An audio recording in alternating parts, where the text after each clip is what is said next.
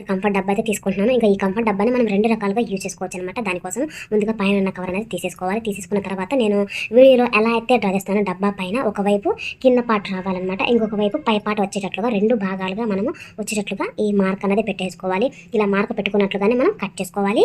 ఇలా కట్ చేసుకున్నంత చూసుకుంటే చూడండి 2 ఆర్గనైజర్లు చాలా సింపుల్‌గా రెడీ అయిపోయినాయనమాట. ఫస్ట్ బేస్ ఉంది కదా! ఆ బేస్‌ని ఎలా యూజ్ చేసుకోవచ్చు అంటే పైన మనకి రౌండ్‌గా కొంచెం ప్లేస్ ఉంది కదా! అక్కడ నేను కొంచెం అంత దూరంలో ఉండేటట్టుగా చిన్న చిన్న డాట్స్ అనేది పెట్టుకుంటున్నాను. ఎందుకు ఇలా డాట్స్ పెట్టుకోవాలి అంటే ఇలా డాట్స్ పెట్టుకున్న తర్వాత అలాగా హోల్స్ అనేది పెట్టేసుకోవాలి. ఇలా పెట్టుకున్నట్లయితే చాలా సింపుల్‌గా స్టడ్స్ పెట్టుకునే ఒక ఆర్గనైజర్ లాగా రెడీ అయిపోతుందనమాట. ఇక్కడ పిల్లలకు పెట్టుకునే స్టడ్స్ అయితే చాలానే ఉంటూ ఉంటాయి కదా! వాటన్నిటి కూడా ఇందులో పెట్టేసుకోవచ్చు. ఇంకా కింద లోపల ప్లేస్ లాగా ఉంది కదా! అక్కడ చిన్న చిన్న ఫ్లక్కర్స్ ఇలాంటి వాటిని కూడా చక్కగా పెట్టేసుకుంటే ఒక సింపుల్‌గా ఒక మినీ ఆర్గనైజర్ రెడీ అయిపోతుంది. ఇంకా నెక్స్ట్ టిప్ వచ్చేసి ఇదైతే మిగిలిన పార్ట్ అనమాట పై పార్ట్. దీన్ని ఎలా యూజ్ చేసుకోవచ్చు అంటే కిచెన్‌లో మనము వంట చేసుకునేటప్పుడు కూరగాయల వేస్ట్ అయితే ఉంటుంది కదా! ఆ వేస్ట్ అన్నిటిని కూడా మనం ప్రతిసారి డస్ట్‌బిన్‌లో ఎళ్లి వేయకుండా దీన్ని ఒక పక్కన పెట్టేసుకున్నామనుకోండి, ఇందులోకి వేసేసుకొని డైరెక్ట్‌గా డస్ట్‌బిన్‌లో వేసేసుకోవచ్చు. ఒక మినీ డస్ట్‌బిన్ లాగా రీయూజ్ చేసుకోవచ్చు.